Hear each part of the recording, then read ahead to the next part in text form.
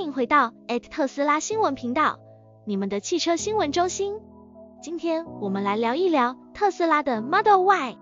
我想你们一定对这款超级酷炫的电动汽车不陌生，对吧？但是似乎我们有一些需要注意的事情。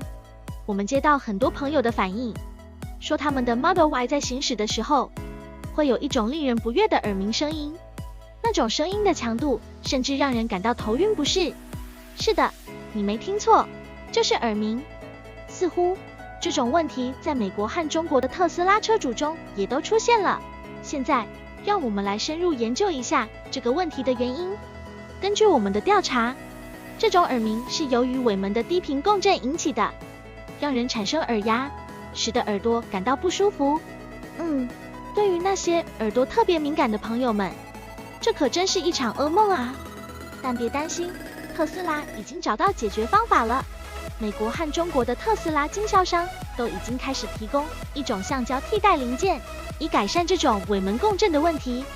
所以，如果你也遇到这个问题，只需要预约回原厂调整，大概30分钟，你就可以告别这种耳鸣的困扰了。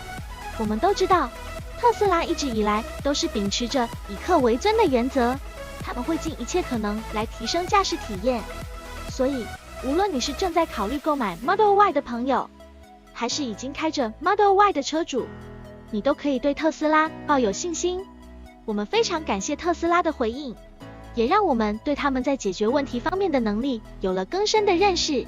如果你有任何关于 Model Y 的问题，一定要和特斯拉的客服联系，他们将竭尽全力为你解决。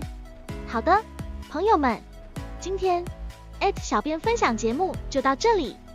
如果你喜欢我们的内容，请记得按赞、分享，并订阅我们的频道。让我们在下次的节目中再见。